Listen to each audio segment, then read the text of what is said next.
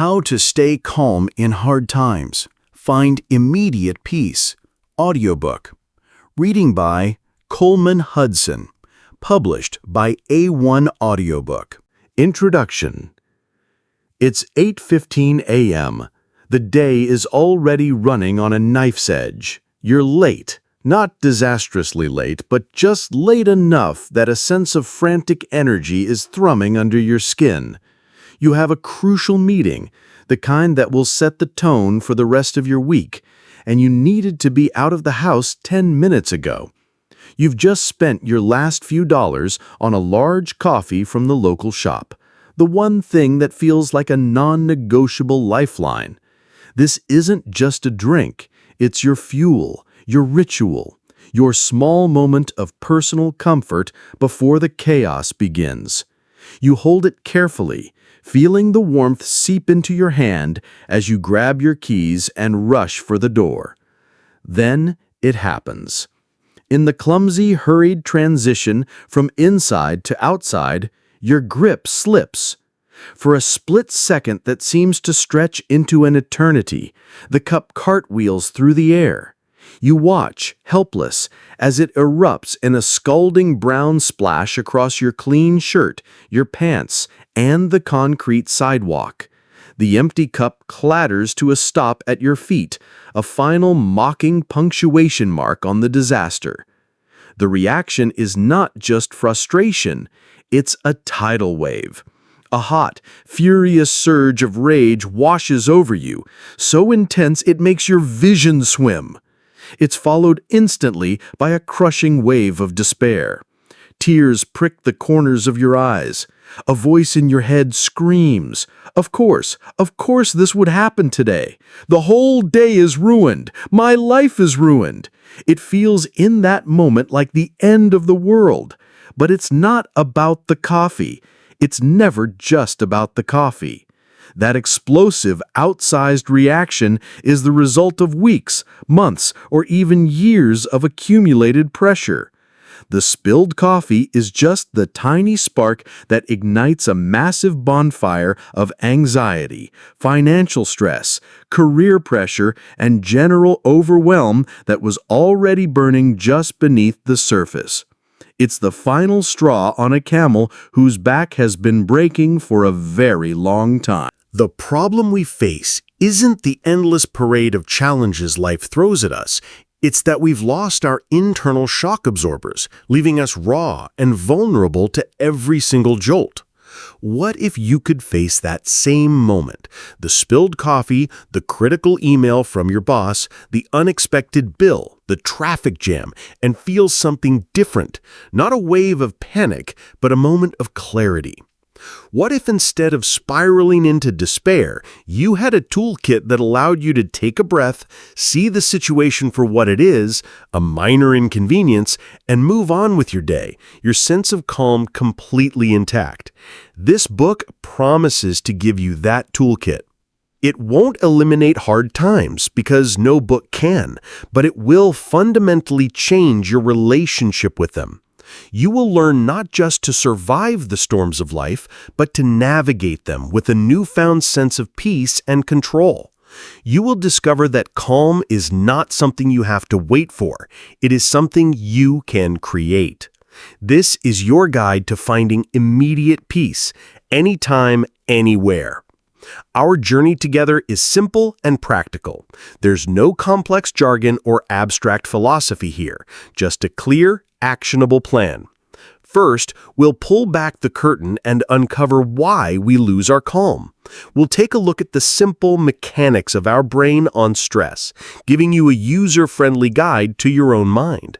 Understanding what's happening is the first step to changing it. Next, we'll build your first aid kit. This is a set of powerful, science-backed techniques you can use in the moment to stop an emotional spiral in minutes. This is your emergency brake for anxiety and overwhelm. Then, we'll move from first aid to long-term strength training. We will build your fortress of calm by installing the core habits and powerful mindsets that make you more resilient by default, so fewer things knock you off balance in the first place. Finally, we'll apply these new skills to real-world scenarios, with a practical playbook for navigating everything from job loss to relationship conflict. You'll know exactly how to use your tools when the stakes are highest. You are not broken or weak for feeling overwhelmed. You are simply human, living in a demanding world without the right instruction manual. Consider this your manual. Let's begin. Chapter 1. Your Brain on Stress, the Smoke Detector, and the Wise Owl. Have you ever felt like a passenger in your own body? It's the feeling you get right after you snap at a loved one over something trivial, or when you're staring at your computer screen, your heart pounding, completely frozen by an overwhelming to-do list. In those moments, it's as if the calm, rational part of you, the part that knows you're overreacting, has been locked in a soundproof room somewhere, while a much more panicked, primal version of you has grabbed the controls. If that sounds familiar, you're not alone. And more importantly, you're not broken. What you're experiencing is a completely normal, predictable, and biological process. It's a design feature of the human brain that, while brilliant for keeping our ancestors alive, can be a major liability in our modern world. To understand how to stay calm in hard times, we first need to understand why we lose our calm in the first place. Forget dense medical textbooks and complicated neuroscience. All you need to know can be understood through a simple metaphor. Your brain has two key employees working inside your head. Let's meet them. Meet the smoke detector. First, there's your smoke detector. Imagine a highly sensitive, slightly paranoid security guard stationed in the most ancient part of your brain. This part is called the amygdala, but we'll just call it the smoke detector. Its only job is survival. It is not smart, it is not logical, and it is not interested in nuance. Its job is to scan the environment, everything you see, hear, and think, for one thing and one thing only: danger. Its motto is, better safe than sorry. When the smoke detector senses a potential threat, a shadow in a dark alley, the screech of tires, a looming deadline, a critical comment from your boss, it doesn't pause to analyze the situation. It pulls a giant red alarm handle instantly. This alarm system worked perfectly for our ancestors. When they heard a rustle in the bushes, the ones whose smoke detectors went off immediately were the ones who ran from the saber-toothed tiger and lived to pass on their genes. The ones who stopped to think, is that the wind or a predator, often became lunch. We are descended from the anxious ones. The problem is, your smoke detector software has never been updated. It's running on ancient programming. It cannot tell the difference between a life or death threat, a tiger, and a modern ego or livelihood threat, an angry email from your boss. To the smoke detector, a threat is a threat, and it reacts the same way every time, with full-blown panic. Meet the Wise Owl. Now let's meet the other employee, the Wise Owl. The Wise Owl lives in the most modern, evolved part of your brain, the prefrontal cortex. This is your center for rational thought, long-term planning, problem-solving, and emotional regulation. It's the calm, thoughtful CEO of your mind. Where the smoke detector screams, "We're all going to die!" the Wise Owl is capable of thinking, "Okay, hold on. This is a stressful email, but we can handle it. Let's break down the problem and draft a calm, professional response." The Wise Owl provides perspective. It understands context. It knows that spilling coffee isn't a life-threatening disaster, and that a single mistake at work doesn't mean you're gonna be fired and homeless by tomorrow. The Wise Owl is the adult in the room. In an ideal world, these two work together perfectly. The smoke detector flags a potential issue, and the Wise Owl calmly assesses it and decides on a measured course of action. But in hard times, that's not what happens. The hijacking. When the smoke detector pulls that big red alarm, it doesn't just send a polite memo to the wise owl. It triggers a full-scale emergency lockdown. This is often called an amygdala hijack. Think of it like a fire station. When the alarm bells are ringing and the lights are flashing, the firefighters don't stop to debate the philosophical nature of fire. They jump into action. All non-essential systems shut down. That's exactly what happens in your brain. When the smoke detector shrieks, "Danger!" it floods your system with a cocktail of powerful stress chemicals. This chemical flood is so powerful that it effectively cuts the phone lines to the wise owl's office. The calm, rational, thinking part of your brain is temporarily knocked offline. This is why you can't think clearly when you're panicked or enraged. You literally, biologically, do not have full access to the part of your brain that handles logic and reason. The smoke detector has taken over, and its only goal is to fight, flee, or freeze. The fuel for the fire: your stress chemicals. The chemical flood that the smoke detector unleashes consists of two main players. Adrenaline, the go signal. This is the first responder. It's a jolt of pure energy designed for immediate action. Your heart starts pounding, your breathing gets shallow and quick, and your muscles tense up, ready to run or fight. It's what makes you feel shaky and wired in a moment of crisis. Cortisol, the stay alert manager. After the initial adrenaline surge, cortisol comes in to keep the system on high alert. It's your long-haul stress hormone. Its job is to keep you vigilant and ready for danger over a longer period. In ancient times, this was useful for staying awake and alert after barely escaping that tiger. In our modern world, however, we rarely face threats that require a physical escape. We can't run away from a stack of bills or fight a difficult conversation. So the adrenaline and cortisol have nowhere to go. They just circulate in our system, leaving us feeling chronically stressed, anxious, and exhausted. That wired but tired feeling, that's cortisol. So let's put it all together. A modern stressor, the spilled coffee, triggers your ancient overprotective smoke detector. The smoke detector pulls the alarm, flooding your body with adrenaline and cortisol. This chemical surge hijacks your brain, shutting down your calm, rational, wise owl. The result is that you are left standing on the sidewalk, covered in coffee, in the grip of a full-blown fight-or-flight response that is wildly out of proportion to the actual event. Seeing this process clearly is the most important first step you can take.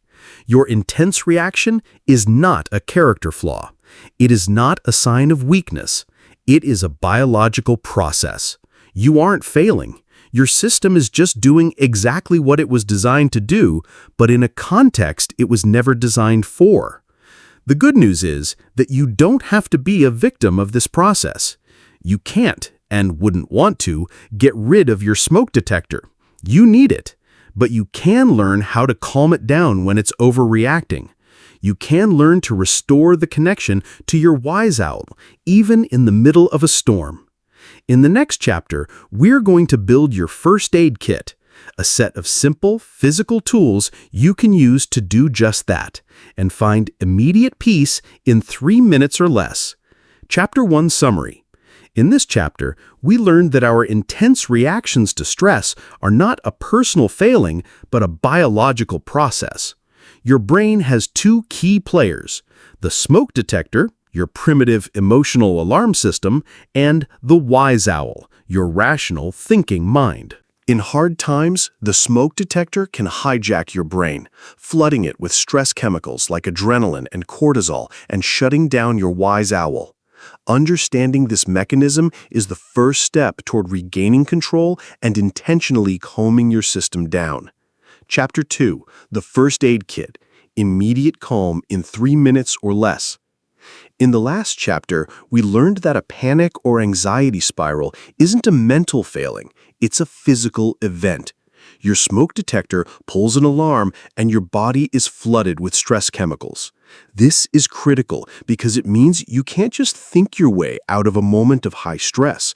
Telling yourself to just calm down when your heart is hammering against your ribs is like yelling at a tsunami to stop. It's useless. The wise owl is offline and the smoke detector is in charge. So what do? You use your body to calm your mind. You need a physical lever to pull that sends a direct, undeniable signal to your smoke detector that says, "The threat is over. Stand down." That's what this chapter is all about. This is your first aid kit. These are not long-term strategies or complex philosophical ideas. These are 4 powerful, science-backed techniques you can use right now in the middle of a crisis to stop an emotional spiral and bring your wise owl back online. Each one can work in 3 minutes or less. Let's build your kit. Tool number 1, the anchor breath. When you're stressed, your breathing becomes fast and shallow. This signals danger to your brain, which in turn makes you feel more stressed, creating a vicious cycle. To break the cycle, you must intentionally change your breath. The anchor breath is a specific pattern designed to do exactly that. The long exhale is the key because it stimulates the vagus nerve, which acts as a direct brake on your body's stress response. How to do it? Find a comfortable position, sitting or standing. You can close your eyes if you'd like. Inhale. Slowly and gently breathe in through your nose for a count of 4. Hold. Gently hold that breath at the top for a count of 4. Exhale. Slowly and completely breathe out through your mouth for a count of 6. Imagine you're breathing out through a straw to control the release. Pause. At the very bottom of the exhale, pause for a count of 2 before beginning again. Repeat this 4-4-6-2 cycle for 1 to 2 minutes. You will physically feel your heart rate begin to slow down. When to use it? When you feel the first physical signs of anxiety, a tight chest, a racing heart, sweaty palms. Use it before a big presentation or a difficult phone call. Pro tip: practice this a few times when you are already calm. Just like a fire drill, practicing in advance makes it an automatic reflex you can deploy easily when you're under real pressure. Tool number 2, the 5-4-3-2-1 grounding technique. Anxiety and panic live in the future.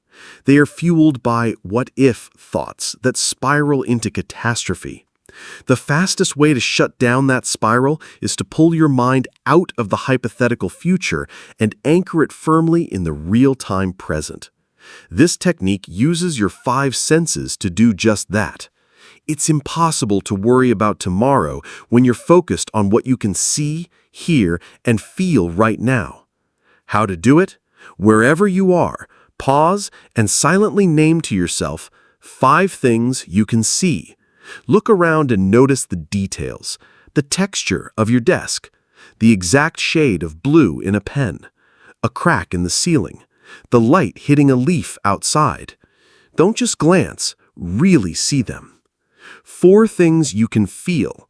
Bring your attention to the physical sensations, the pressure of your feet on the floor, the texture of your shirt against your skin, the coolness of a glass of water in your hand, the breeze from a fan. 3 things you can hear. Listen. Tune into the sounds you were previously filtering out, the hum of your computer, the distant sound of traffic, the ticking of a clock, your own breathing. 2 things you can smell. This one can be subtle. Maybe it's the faint scent of coffee, the soap on your hands, or the air coming through an open window. If you can't smell anything, just notice the neutrality of the air. 1 thing you can taste. What is the taste inside your mouth? Maybe it's the lingering flavor of mint from your toothpaste, a sip of water, or simply the neutral taste of your own palate. This entire exercise takes about 90 seconds, and by the end, you'll find that the runaway train of your thoughts has slowed down to a crawl. You've successfully brought your brain back to the present moment. When to use it? When your mind is racing with anxious thoughts and you feel disconnected from your body and your surroundings. Pro tip: you can do this anywhere, and no one will even know you're doing it. It's your own silent, portable emergency exit from a racing mind. Tool number 3, the physiological sigh. This is perhaps the fastest and most effective way to hit the brakes on your stress response. Developed and researched in neuroscience labs at Stanford and elsewhere, this isn't just a breathing technique, it's a biological cheat code. When you're stressed, tiny air sacs in your lungs, alveoli, can collapse. The physiological sigh is a pattern of breathing that forces them to reinflate, quickly offloading carbon dioxide from your body and sending a rapid calming signal directly to your brainstem. How to do it? It's very simple and consists of a double inhale followed by a long exhale. Inhale. Take a deep breath in through your nose. Inhale again. When your lungs feel full, take one more short, sharp sip of air through your nose to expand them to their maximum capacity. Exhale. Let out a long, slow, complete exhale through your mouth. That's it. That's one physiological sigh. When to use it? In moments of acute, real-time stress. Right after you get a frustrating email, when you feel a surge of anger, the moment you spill the coffee. Pro tip: you often don't need to do this for minutes on end. Just 1 to 3 physiological sighs is usually enough to feel an immediate sense of relief and calm. Tool number 4, the mindful micro-pause. Our automated stress reactions happen in the blink of an eye. The trigger happens, and before we know it, we've reacted. The mindful micropause is about intentionally creating a tiny sliver of space between the trigger and your response. In that space, the wise owl has a chance to come back online and offer a choice. How to do it? This isn't about sitting and meditating for 20 minutes. It's a 60-second intervention. Stop. Whatever you were doing, just stop. Freeze. Don't say anything. Don't type anything. Don't do anything. Notice. For about 30 seconds, simply observe what's happening inside you. What emotion are you feeling? Is it anger, fear, frustration? Where do you feel it in your body? Is your jaw clenched? Is your stomach in knots? Just notice it without judgment. Ask. In the final 30 seconds, ask yourself one simple question. What choice would serve me best right now? This shifts you from a reactive state to a proactive one. The answer might be to take a few anchor breaths, walk away for 5 minutes, or simply do nothing at all. By taking this 60-second pause, you interrupt the automatic hijacking process and give yourself the power of choice. When to use it? The moment you feel triggered. Before you hit send on an angry email, before you snap back at a family member, when you feel the urge to react impulsively. Pro tip: to build this into a habit, set a random alarm on your phone for 3 different times a day. When it goes off, practice a 60-second micro-pause, no matter what you're doing. These 4 tools are the foundation of your new relationship with stress. They are simple, they are physical, and they work. Keep them in your back pocket. Write them on a sticky note. Practice them. They are your proof that even when you feel completely out of control, you always have a path back to calm. Chapter 2 Summary.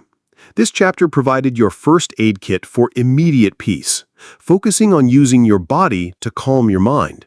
You don't have to think your way out of stress. You can physically intervene. Your kit includes 4 powerful tools. The anchor breath, a 4-4-6-2 breathing pattern to slow your heart rate. The 5-4-3-2-1 grounding technique, using your 5 senses to escape a spiral of anxious thoughts. The physiological sigh, a double inhale, long exhale to rapidly calm your nervous system. The mindful micropause, a 60-second halt to create space between a trigger and your reaction. Chapter 3. Taming the Story, How to Stop Spiraling Thoughts. In the last chapter, we built your physical first aid kit, You now have tools to calm your body when the smoke detector pulls the alarm. But sometimes, even after the physical panic subsides, after your heart rate slows and your breathing returns to normal, a different kind of problem remains: the mental static, the echo of the alarm. It's the relentless loop of thoughts that keeps playing in your head. The inner voice that takes a small event, like a critical comment or a minor mistake, and spins it into a feature-length film about your inevitable failure and doom. This is the story spiral, and it's the fuel that keeps the fires of anxiety burning long after the initial spark is gone. Hard times are made infinitely harder not by the events themselves, but by the stories we tell ourselves about them. The job loss becomes, "I'm a failure." The argument becomes, "I'm unlovable." The unexpected bill becomes, "I'll never be financially secure." Your brain isn't doing this to be cruel. It's a feature of your smoke detector's programming. It's trying to protect you by imagining the worst-case scenario so you can prepare for it. But in a world where most of our tigers are imaginary, this feature becomes a bug. It traps us in a cycle of fear. This chapter is about taming that storyteller. It's the mental side of your first aid kit. These are simple, powerful techniques to challenge the stories, stop the spiral, and bring the calm, clear voice of your wise owl back to the conversation. Technique 1. Name it to tame it. When a powerful emotion like anxiety or anger takes hold, it feels all-consuming. It feels like you. The line between you and the feeling blurs. The first step in regaining control is to re-establish that line. Neuroscientists have discovered a fascinating trick of the brain. The simple act of putting a label on an emotion significantly reduces the activity in the amygdala, the smoke detector, and increases activity in the prefrontal cortex, the wise owl. By naming the feeling, you shift from being the feeling to observing it. How to do it? When you feel that wave of emotion, pause and say to yourself, either silently or out loud, "I am feeling." Name of emotion. The phrasing is important. You are not saying, "I am anxious," which is an identity statement. You are saying, "I am feeling anxiety." This small change creates a crucial space. The feeling is something you are experiencing, not something you are. Instead of "I'm overwhelmed," try "I'm noticing a feeling of overwhelm." Instead of "I'm so angry," try "I am feeling a lot of anger right now." Instead of "I'm scared," try "I am experiencing the feeling of fear." This isn't about pretending the feeling isn't there. It's about acknowledging it with precision and curiosity. By naming it, you take away its mysterious, overwhelming power. You turn it from a monster in the dark into something you can see and manage. Technique 2. Shift from what if to what is. The story spiral is fueled by one question. What if? What if I fail the presentation? What if they never call me back? What if I can't pay this bill? What if is the language of the smoke detector. It's pure speculation, almost always directed toward a negative future. The antidote is to shift your focus to a different question. What is? What is the language of the wise owl. It is grounded in the undeniable facts of the present moment. It pulls your brain out of the catastrophic future and plants it firmly in reality. How to do it? When you catch yourself spiraling in a what-if loop, stop. Take a breath. Then deliberately ask yourself, okay, but what is true right now? Let's see it in action. What if spiral? What if I fail this presentation and my boss thinks I'm incompetent and I get fired? What is reality? What is true right now is that I have a presentation to give tomorrow. I feel nervous about it. I have prepared my slides. I know the material. I can practice it one more time. What if spiral? What if this pain in my side is something terrible? What if the doctor gives me bad news? What is reality? What is true right now is that I have a pain in my side. I have a doctor's appointment scheduled. I don't have any information yet. Worrying about it won't change the outcome. Shifting to what is doesn't magically solve the problem, but it dissolves the extra layers of anxiety that you've created on top of it. It focuses your energy on what you can actually see, do, and control in this moment. Technique 3, the courtroom technique. Your most stressful thoughts are often your least scrutinized. We accept the panicked accusations of our inner critic as gospel truth. The courtroom technique is a way to put those thoughts on trial. You become the judge, and you demand evidence. Let's meet Maya. Maya is a talented project manager who just received a short, vague email from her biggest client that says, "I have some concerns about the latest mock-ups. We need to talk." Immediately, her smoke detector flares and the story spiral begins. Her first thought is, "I've messed up completely. They hate it, and we're going to lose the account." This thought feels 100% true, but instead of letting it spiral, Maya decides to take it to court. Step 1. Identify the prosecutor's accusation. The first step is to isolate the specific negative thought. For Maya, the accusation is, "You've failed and you're going to lose this account." Step 2. Act as the defense attorney and look for evidence. Now, Maya consciously switches roles. She becomes a defense attorney, cross-examining the accusation. Her job is to look for facts, cold, hard evidence that contradict the prosecutor's claim. Evidence against the thought. The client's email said they had some concerns. It didn't say it was a disaster. They said, "We need to talk," which is an invitation to solve a problem, not fire me. They approved the first 2 stages of the project enthusiastically.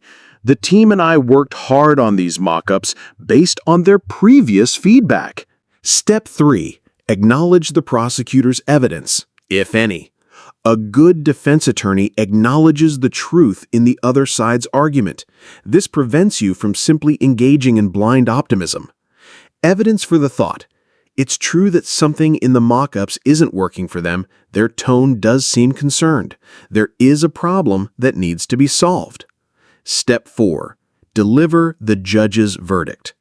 Finally, Maya acts as the impartial judge. She weighs the evidence from both sides and delivers a new, more balanced and realistic verdict. This verdict becomes her new, guiding thought.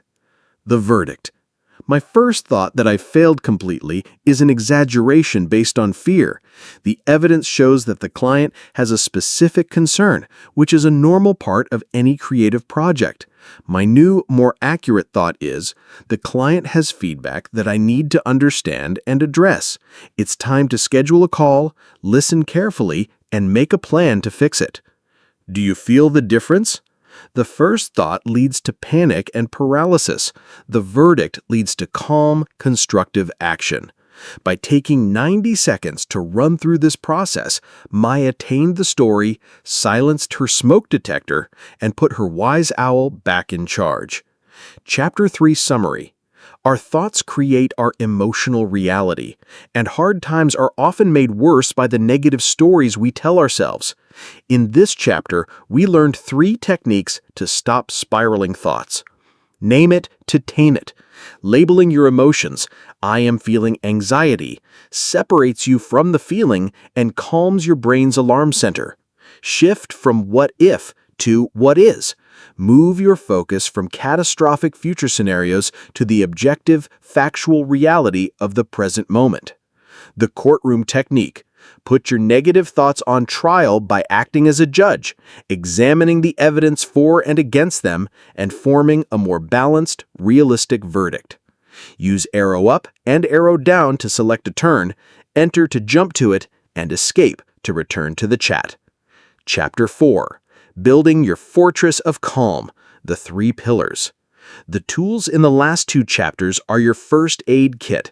They are incredibly powerful for stopping a spiral in the moment, for putting out the immediate fire. But if your house is built of dry tinder and you're surrounded by sparks, you'll spend all your time frantically putting out fires. It's exhausting. The ultimate goal isn't just to get better at handling moments of panic, it's to have fewer of those moments in the first place. It's to build a mind and body so resilient that small sparks fizzle out on their own. It's to raise your baseline level of calm so that the small bumps in the road no longer feel like earthquakes. This chapter is about moving from firefighter to architect. We are going to build your fortress of calm. A fortress isn't built during a battle. It's built during times of peace, brick by brick, to prepare for the inevitable storms. Its strength comes from its foundation. For your personal resilience, that foundation is not mental, it's physical. If your body is depleted, overstimulated, and running on fumes, your mind will always be vulnerable to the smoke detector's alarm. There are 3 foundational, non-negotiable pillars that support all your mental and emotional efforts. They aren't glamorous and they won't be new to you, but I want you to see them in a new light, not as boring health chores, but as the most powerful calm-building practices you have.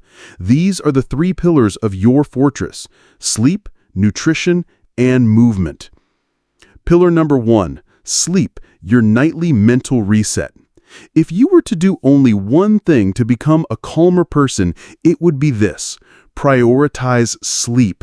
We tend to think of sleep as a passive state of shutdown, but it is one of the most active and important processes for our mental health. Think of it as your brain's dedicated maintenance and cleaning cycle. While you sleep, a janitorial crew gets to work clearing out the metabolic debris that accumulates during the day, including the lingering stress chemicals like cortisol. More importantly, sleep is where your brain processes and files the day's emotional experiences. The prefrontal cortex, our wise owl, and the amygdala, our smoke detector, reestablish their connection, which gets frayed during a stressful day. When you don't get enough quality sleep, the opposite happens. Your smoke detector becomes hypersensitive and trigger-happy. Your wise owl becomes sluggish and ineffective. Studies show that after just one night of poor sleep, the emotional centers of the brain are up to 60% more reactive. A sleep-deprived brain is a reactive brain. It's a brain that sees threats everywhere and has lost its capacity for rational thought. The spilled coffee will feel like the end of the world. Simple strategies for better sleep: create a digital sunset. The blue light from our phones, tablets, and TVs is a direct signal to our brain that it's daytime, which suppresses the production of melatonin, the hormone that tells your body it's time to sleep.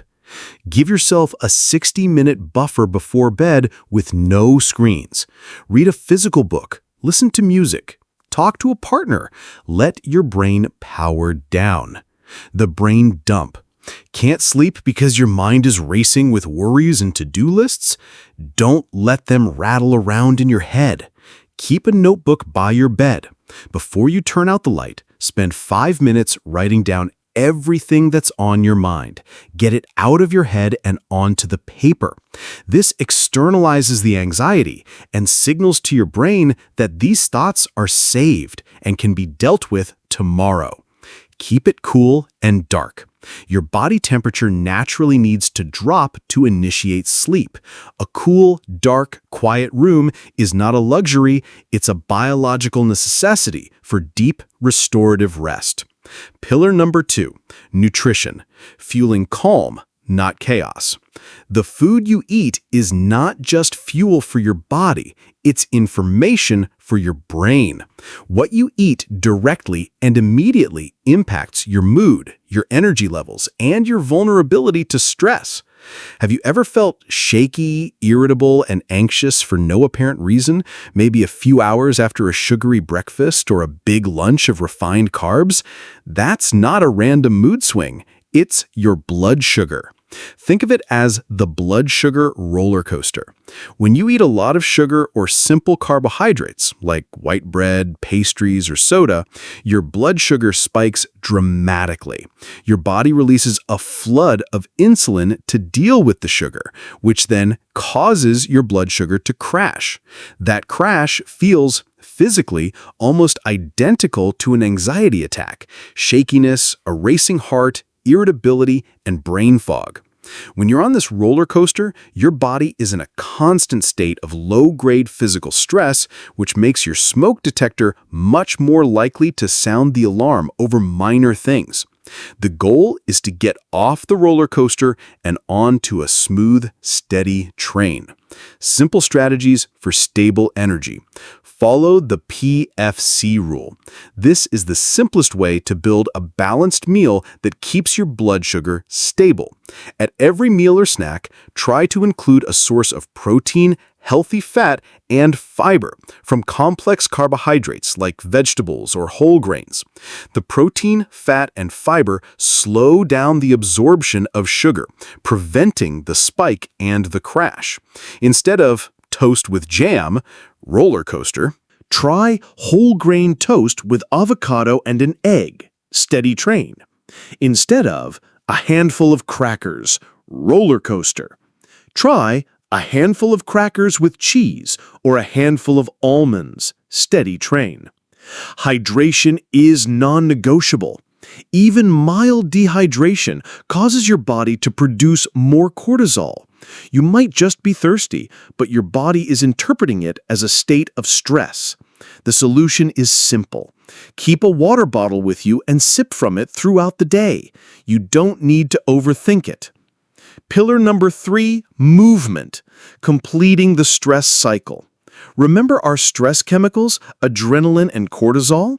They are released for a specific biological purpose, to prepare your body for intense physical exertion, to fight the predator or flee to safety. In our modern world, we get the chemical flood, but there's no physical release. We just sit in our chairs, marinating in our own stress juices. Those chemicals linger in our system, signaling to our body that the threat is still present. Movement is the antidote. It is the biological signal that you have survived the threat. It completes the stress response cycle and tells your brain and body that it's safe to relax. It's the most effective way to process and flush out cortisol and adrenaline. This isn't about burning calories or training for a marathon. It's about movement. A 10-minute walk can be a profoundly effective stress processing session. The 10-minute walk. When you feel stressed, overwhelmed, or angry, don't just sit there. Go for a brisk 10-minute walk. Swing your arms. Breathe. Notice your surroundings.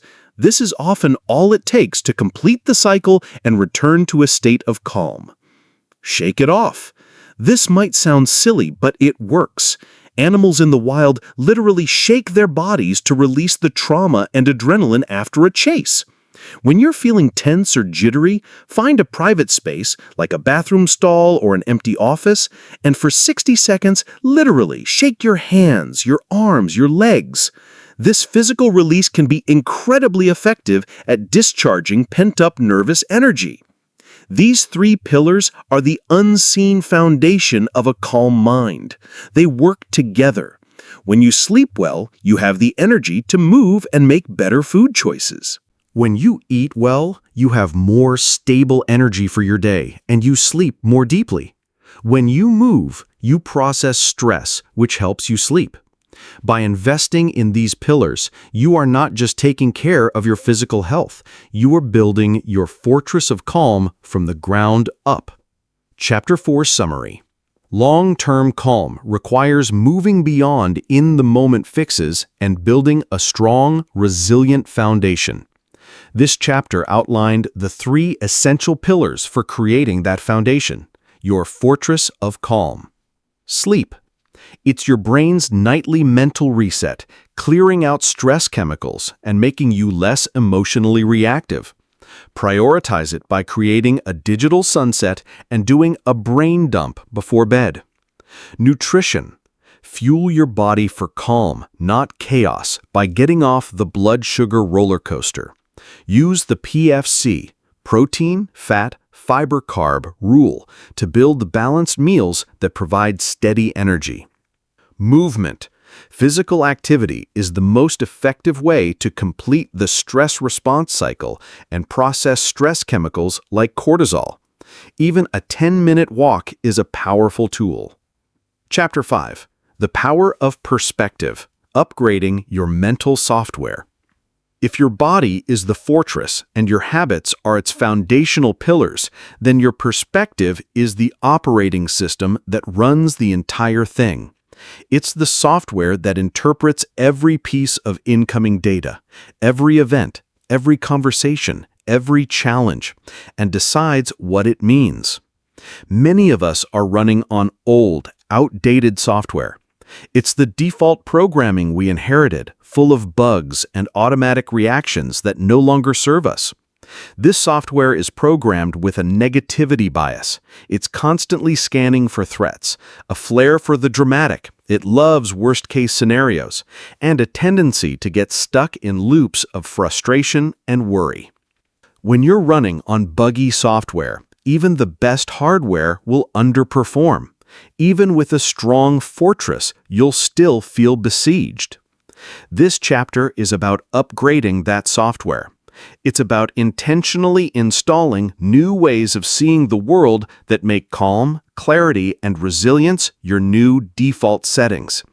These aren't complex theories. They are practical, powerful perspective shifts that you can start applying today. Software upgrade number 1. The circles of control. One of the single greatest sources of human anxiety is the energy we waste trying to manage things that are, and always will be, completely outside of our control. We worry about the economy. We rage against the traffic. We stew over what someone else might be thinking about us. This is like trying to command the tide to stop. It is a futile and exhausting exercise. The circles of control is a simple visual model that immediately clarifies where to focus your precious energy and where to let go. Imagine 3 concentric circles, one inside the other. The inner circle, your circle of direct control.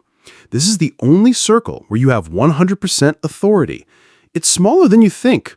What's in it? Your actions, your words, your effort, your mindset, the choices you make. Whether you do the anchor breath, what you eat for breakfast. This is your domain. This is where your power lies. The middle circle, your circle of influence. This circle contains the things you have some sway over, but no final say.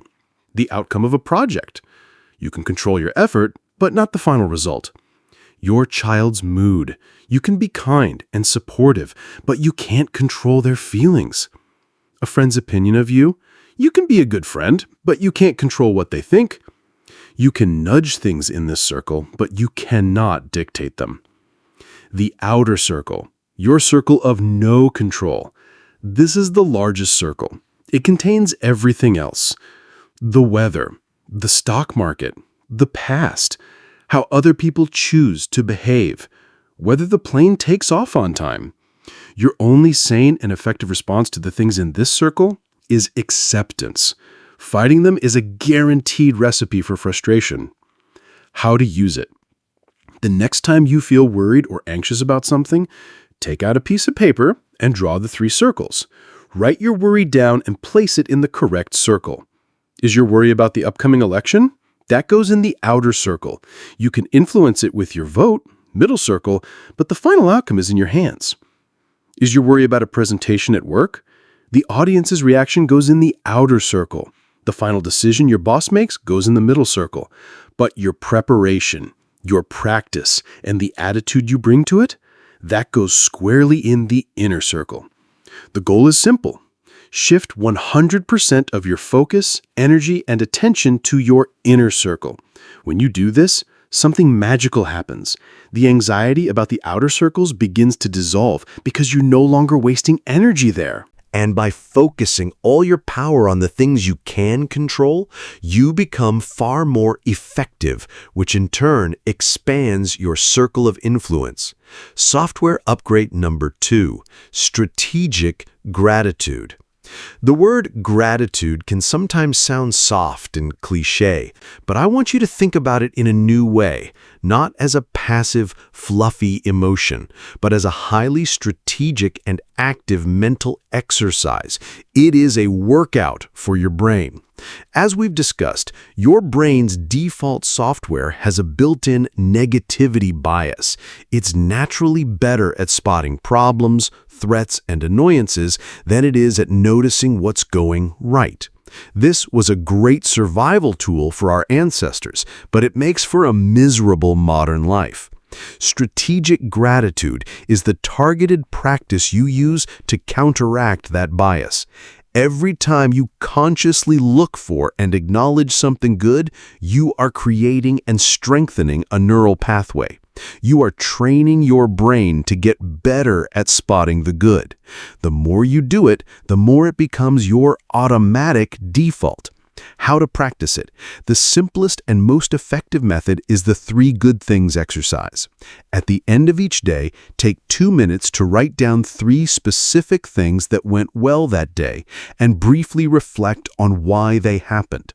The key here is specificity. Generic gratitude, I'm thankful for my family. Okay, but not very powerful.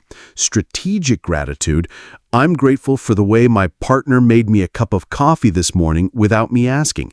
It made me feel seen and cared for. Generic gratitude, I'm grateful for my job.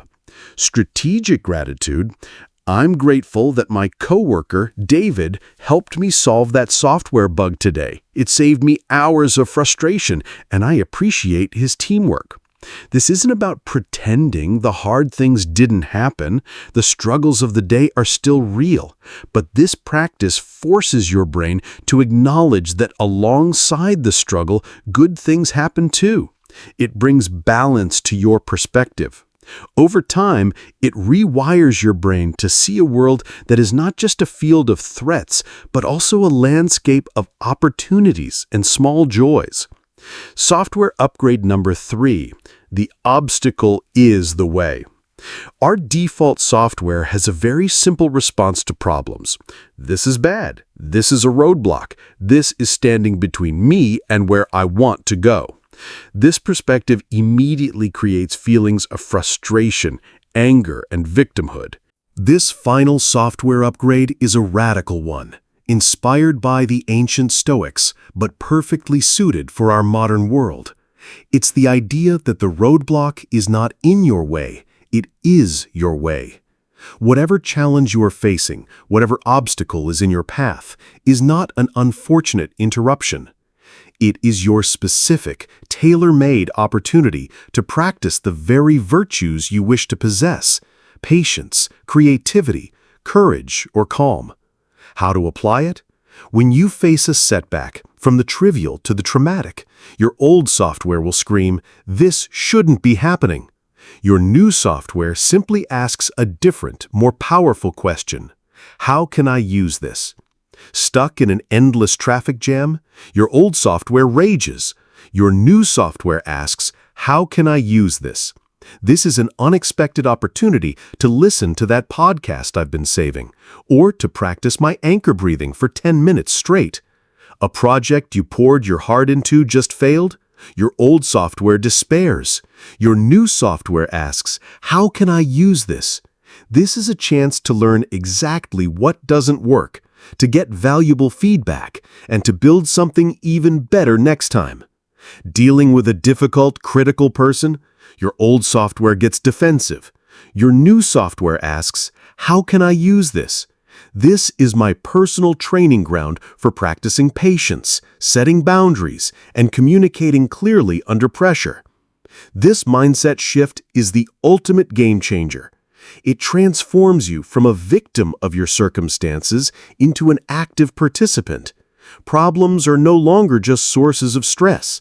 They are raw material for growth. Every hard time becomes a training session for becoming stronger, wiser, and calmer. Chapter 5, Summary.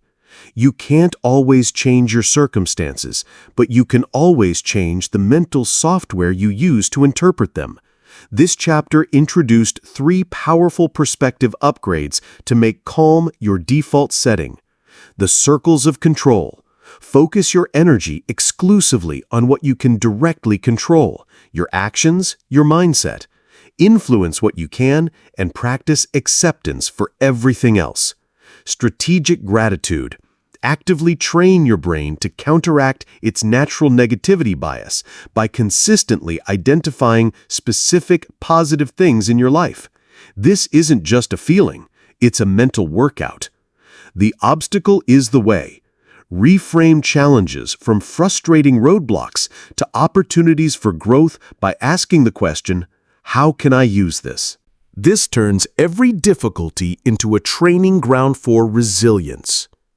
Use arrow up and arrow down to select a turn, enter to jump to it, and escape to return to the chat. Chapter 6. Designing a Low-Friction Life. Your environment matters. So far, we've focused on the internal work of staying calm. We've built your first aid kit, learned to tame your thoughts, fortified your body, and upgraded your mental software.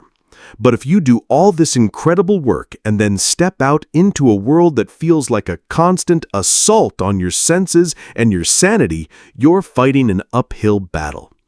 Stress is not just an inside job, it's an outside-in phenomenon. Think of it like this. Trying to stay calm in a chaotic environment is like trying to walk through deep, thick mud. You can be the strongest walker in the world, but the constant resistance will eventually wear you down. Every step requires more effort than it should. A low-friction life isn't a perfect or challenge-free life. It's a life where you have intentionally removed the unnecessary mud. It's about consciously designing your daily environment, your digital spaces, your physical home, and your social interactions to support your calm, not sabotage it. When you reduce the low-level, chronic friction in your life, you preserve your precious energy for navigating the truly hard times. Let's look at the 3 key areas where you can start smoothing the path. 1. The digital declutter. Taming your toughest roommate. Your phone is likely the single biggest source of friction in your life. It's a brilliant tool, but it has been designed to be an anxiety slot machine. Every buzz, ping, and notification is a tiny hit of adrenaline, a micro-interruption that pulls your wise owl off task and puts your smoke detector on high alert. Social media feeds show curated highlight reels that can trigger comparison and inadequacy, while the 24/7 news cycle is a fire hose of outrage and fear. It's time to take back control. This isn't about throwing your phone away, it's about turning it from a source of stress into a tool that serves you. Go dark on notifications. This is the single most powerful change you can make. Go into your settings and turn off all notifications except for those from actual human beings who might need you urgently. Phone calls, text messages from key people. No more pings from social media, news apps, or email. Notifications create a state of constant reactive vigilance. By turning them off, you reclaim the power to engage with your digital world on your own terms, when you choose to, not when an app demands it. Curate your digital living room. Your social media feed is like a room in your house.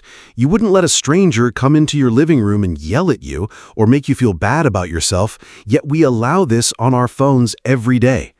Take 15 minutes and become a ruthless curator. Unfollow or mute any account that consistently makes you feel angry, anxious, envious, or less than.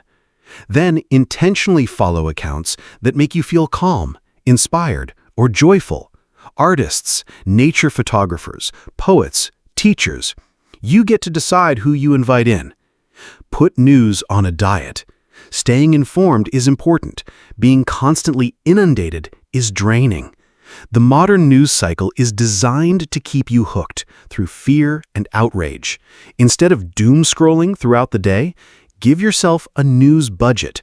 For example, you might decide to check a trusted news source for 10 minutes in the morning and 10 minutes in the evening. That's it. You will be just as informed, but you'll be infinitely calmer. 2. Your physical sanctuary. Calm in the clutter. Your external world is a reflection of your internal world, and the relationship goes both ways. A cluttered, chaotic physical space sends a constant, low-level signal of stress to your brain. It's a visual to-do list of unfinished business, a silent reminder of everything that is disorganized and out of control. Creating a calm physical environment isn't about achieving minimalist perfection. It's about creating pockets of peace that allow your nervous system to downshift. Establish a calm spot. Don't try to overhaul your entire home at once. Start with one small, high-impact area. This could be the chair you sit in to drink your morning coffee, your bedside table, or one corner of your desk. Clear that single spot of all clutter. Maybe you place a plant there, or a single framed photo you love. Make it an oasis of order. When you feel overwhelmed, you can retreat to this one spot, and its calm will be contagious. It's a physical anchor for your mind. Practice the 5-minute tidy. Clutter happens, but it doesn't have to take over. The simplest way to keep it at bay is with a small daily habit. At the end of the day, set a timer for just 5 minutes and do a quick tidy up of the main living area. Put the cups in the dishwasher, fold the blanket, stack the mail. It's amazing what you can accomplish in 5 minutes. This small act provides a powerful sense of closure to the day and prevents you from waking up to yesterday's mess. Let nature in. Our brains are hardwired to find nature restorative. Two of the simplest ways to bring its calming influence inside are light and life. Open the blinds every morning to let in natural sunlight, which is a proven mood booster. And consider getting one easy-to-care-for houseplant. Studies have shown that simply being around plants can lower blood pressure and reduce feelings of stress. 3. The boundary blueprint. How to say no to protect your yes. The final source of environmental friction isn't digital or physical, it's social. It's the friction that comes from overcommitment, from saying yes when your body is screaming no, and from allowing the priorities of others to constantly override your own need for rest and peace. Boundaries are not walls you build to push people away. They're the fences you install to protect the sanctuary you've built. A healthy no to a request you can't handle allows you to give a full-hearted, resent-free yes to the things that truly matter. Let's look at Cole. Cole is a kind, helpful person who loves his family. But his family has a habit of making last-minute, high-urgency requests that constantly disrupt his plans and leave him feeling drained and resentful. His sister will call on a Friday afternoon, needing him to help her move a couch on Saturday, the one day he had set aside to recharge. His old script was to sigh and say, "I guess so," and then spend the weekend feeling exhausted and angry. Here is Cole's new boundary blueprint. The power of the pause. Impulsive people-pleasing happens in a split second. The best tool is to create space between the request and your answer. Instead of an immediate yes, say, "Let me check my calendar and I'll get back to you in a bit." This simple phrase is a magic wand. It gives you time to let the initial guilt fade and for your wise owl to ask, "Do I actually have the time and energy for this? Does this align with my needs?" The kind, clear no. A good boundary is both kind and firm. Use this simple formula: warmth plus the no plus a brief, honest reason or alternative. When Cole's sister calls about the couch, instead of his old response, he uses the script, "Hey, I'd normally love to help you out with that. Warmth. But I can't this weekend. The no. I'm completely running on empty and have to use the time to recharge. Brief, honest reason. Or he could offer an alternative. But I can't this weekend. I have some free time next Wednesday evening, if that would work for you. Alternative. Notice he isn't over-explaining or making excuses. It's a simple, respectful statement of his capacity. By designing your digital, physical, and social environments with intention, you are doing more than just tidying up. You are creating a life that actively supports your well-being. You are removing the mud so when the real storms come, you can walk on solid ground. Chapter 6 Summary. Our environment is a powerful, often overlooked factor in our ability to stay calm. By intentionally designing a low-friction life, we conserve energy for bigger challenges. In this chapter, we learned how to do this in 3 key areas. The digital declutter.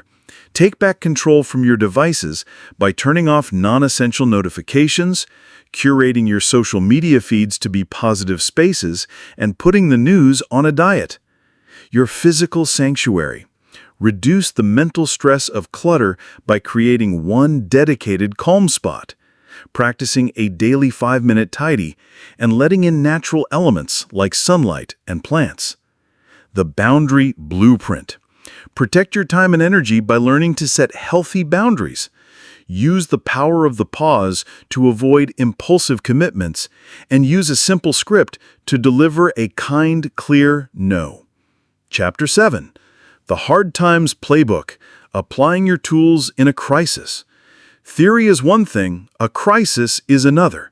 You can read about the smoke detector and the wise owl, you can practice your anchor breathing on a calm Tuesday afternoon, but what happens when the floor drops out from under you? What do you do in the seconds, hours, and days after you get the phone call you've been dreading, or the email that changes everything? This chapter is your playbook.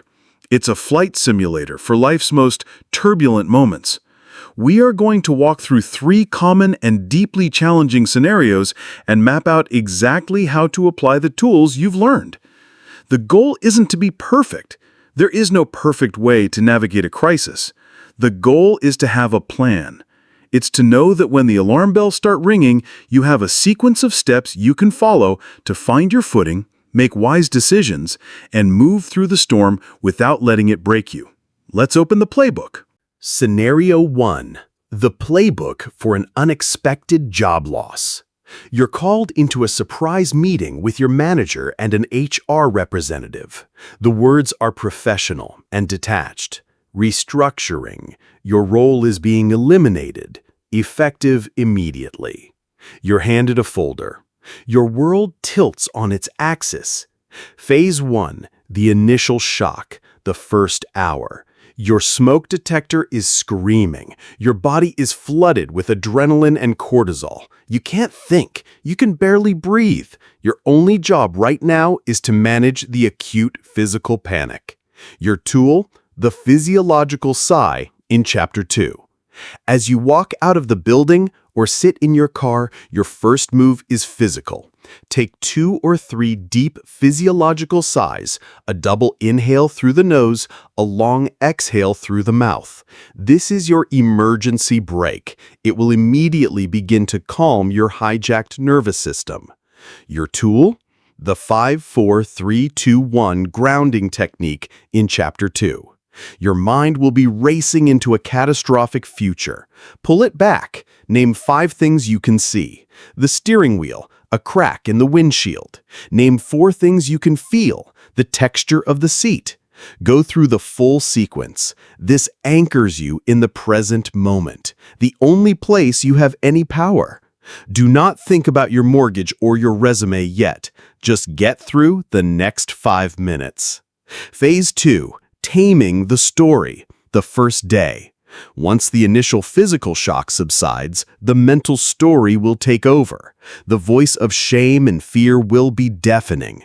Your tool? The Courtroom Technique in Chapter 3. The prosecutor in your head will scream, "I'm a failure. I wasn't good enough." Put that thought on trial. The accusation? "I failed." The evidence against? The company is restructuring. This is a business decision, not a personal indictment. I received a positive performance review 3 months ago. I successfully completed the big quarterly project. The verdict? Losing my job is a painful and difficult event, but it is not a reflection of my worth or my abilities. This is a setback, not a definition. Your tool: shift from what if to what is, in Chapter 3. Stop the spiral of what if I never find another job and ground yourself in the facts. What is true is that I am now unemployed. I have a severance package. I have skills and experience. My task tomorrow is to start updating my resume. Phase 3, building a plan, the first week and beyond. Now you shift from defense to offense. It's time to regain a sense of agency. Your tool, the circles of control, Chapter 5. This is your master plan. Inner circle, control. Your daily routine, the number of resumes you send, the effort you put into networking, how you take care of your body, your attitude. Focus 100% of your energy here. Outer circle, no control. The economy, who responds to your applications, whether a company has a hiring freeze. Intentionally let go of worrying about this. Your tool, the 3 pillars, Chapter 4. Your fortress of calm is now mission critical. A structured routine is your best defense against depression. Wake up at the same time. Move your body every day. A walk is non-negotiable. Fuel your body with stable nutrition. Do not let your sleep schedule fall apart. Scenario 2. The playbook for a difficult relationship. Conflict. It's the end of a long, stressful day. You're both tired and irritable. A casual comment about the messy kitchen suddenly ignites into a full-blown argument. Voices are raised. Old resentments surface. The air is thick with tension. This is the scenario for Avery and Jordan. Phase 1. In the heat of the moment. The smoke detectors are in full hijack mode. The goal is de-escalation, not resolution. You cannot solve a problem when you're in a state of fight or flight. Your tool, the mindful micro-pause, Chapter 2. As Jordan feels the urge to fire back a sarcastic comment, he stops. He says nothing. He notices the heat in his chest, the clenching in his jaw. He asks himself, what choice would serve me best right now? The answer is clear. Not this. Your tool, the boundary blueprint, Chapter 6. Instead of escalating, Avery uses a boundary script for the conversation itself. Hey, I can feel this is getting heated, and we're both exhausted. I don't think we can solve this productively right now. Can we please take a 20-minute break and come back to this when we're both calmer? This isn't avoidance, it's strategic de-escalation. Phase 2, the cool down and the conversation. Hours later. After a break, the wise owls have a chance to come back online.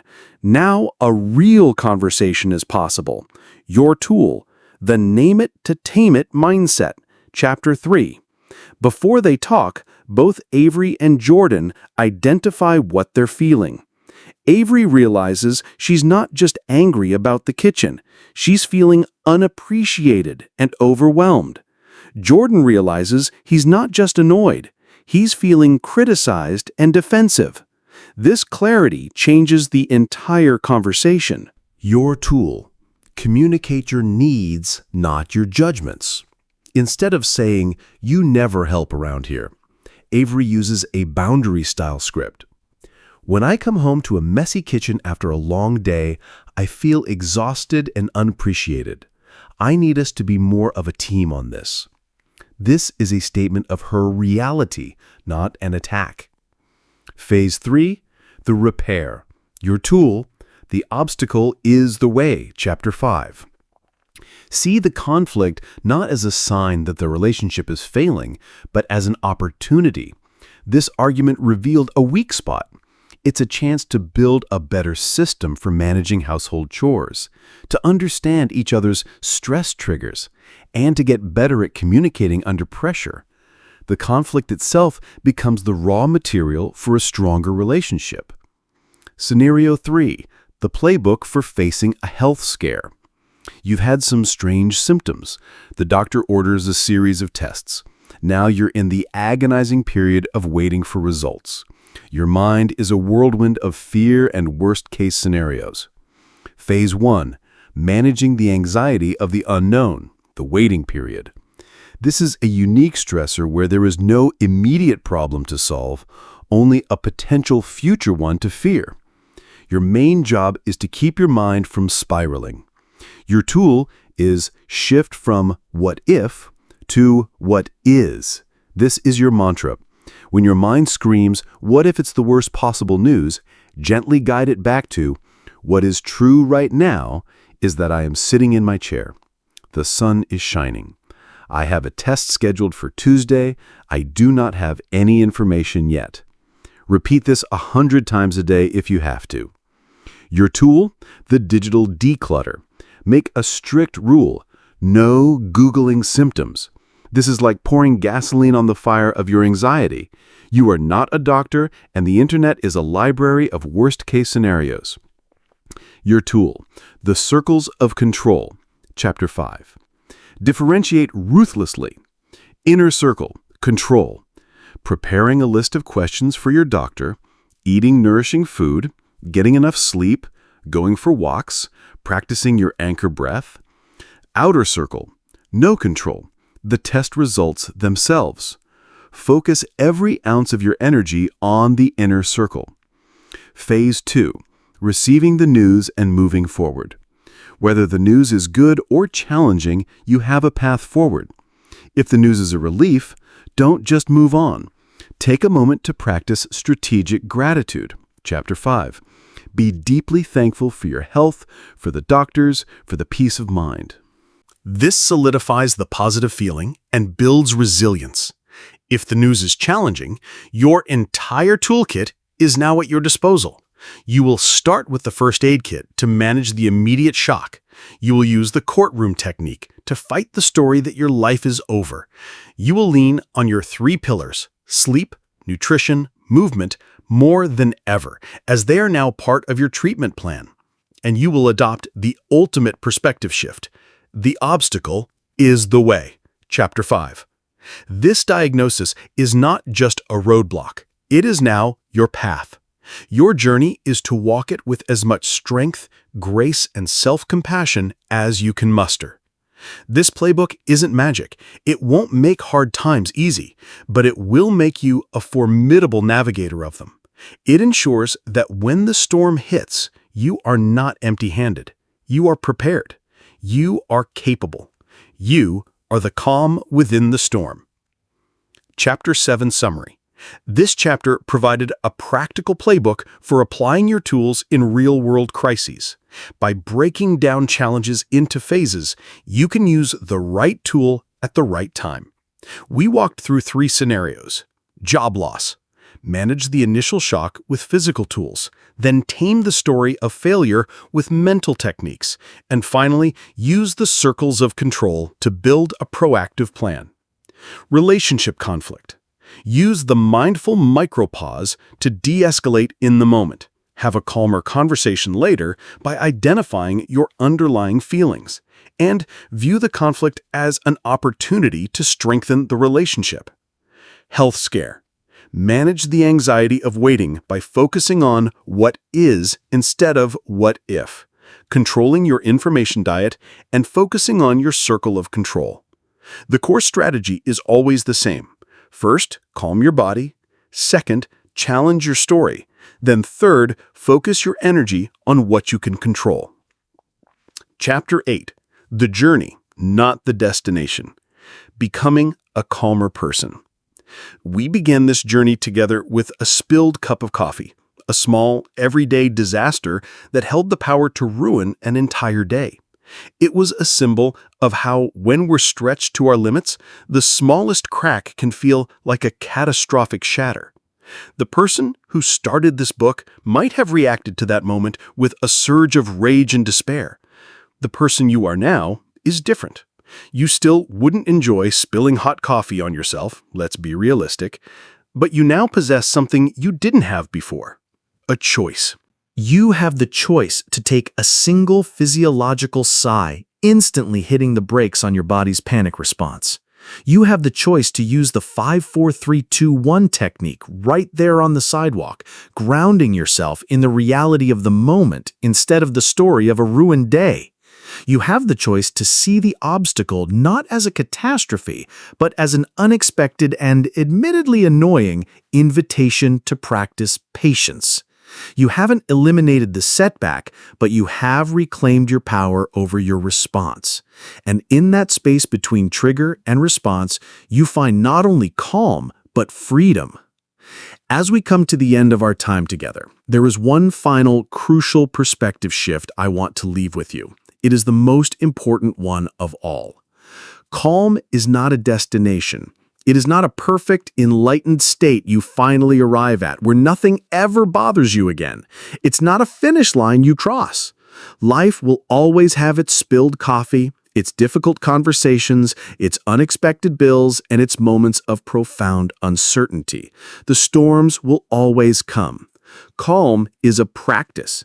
It is a direction you choose to travel, moment by moment, day by day. There will be days when you use your tools masterfully. You'll navigate a stressful meeting with the grace of a seasoned diplomat. You'll handle a family conflict with compassionate boundaries, and you'll feel a deep sense of pride in your own resilience.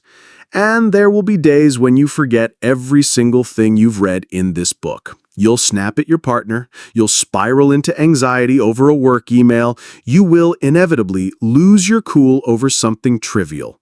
In those moments, your old software will tempt you with its favorite story, the story of failure. It will whisper, "See, this doesn't work. You're still the same stressed out, anxious person you've always been." Your job is to meet that voice with compassion and to remember the most important rule of this practice: progress, not perfection. Falling off the path is part of the path. The real practice isn't about never stumbling. It's about how gracefully and quickly you get back up. It's about noticing you've been hijacked and, without judgment, taking an anchor breath. It's about apologizing after you've snapped. It's about forgiving yourself and choosing to begin again. Each time you do this, you strengthen the muscle of self-compassion, which is perhaps the greatest source of calm there is.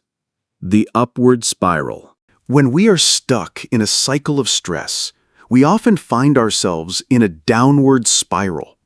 Poor sleep leads to bad food choices, which leads to low energy, which makes us less resilient to stress, which in turn ruins our sleep. Each negative action feeds the next. But the tools and practices in this book are designed to create the opposite, an upward spiral. When you prioritize your sleep, you wake up with more energy. With more energy, you're more likely to go for that 10-minute walk. That walk processes your cortisol, which leaves you feeling calmer. Feeling calmer, you're less likely to react impulsively during a difficult conversation. Handling that conversation well boosts your confidence and sense of control. And that feeling of agency makes it easier to fall asleep peacefully that night. Each small positive action doesn't just add to your well-being, it multiplies it. A mindful micropause today makes a healthier boundary possible tomorrow.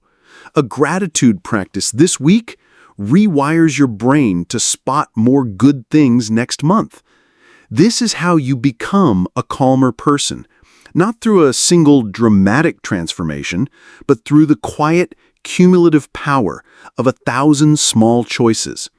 You are building, brick by brick, a new foundation for your life. You now have the blueprints and the tools. You have a first aid kit for emergencies and a long-term architectural plan for your fortress of calm. You know how to calm your body, how to question your stories, and how to design an environment that supports your peace. The storms of life are inevitable. They will test your foundations. But you are no longer empty-handed and exposed. You possess an unshakable anchor within you, ready to be deployed at a moment's notice. You are now equipped not just to survive the storm, but to be the calm within it. This is not the end. This is the beginning of your practice. Go well on your journey. Chapter 8 Summary. Staying calm is not a final destination you arrive at, but a continuous practice built on progress, not perfection. This chapter reminded us to be compassionate with ourselves when we stumble, as getting back on track is the most important part of the journey. The tools in this book create an upward spiral, where each small positive choice builds momentum and makes the next one easier. You are not the same person who started this book. You now have a complete toolkit to manage your internal and external worlds. Life's storms are inevitable. They will test your foundations, but you are no longer empty-handed and exposed. You possess an unshakable anchor within you, ready to be deployed at a moment's notice. You are now equipped not just to survive the storm, but to be the unshakable calm at their center.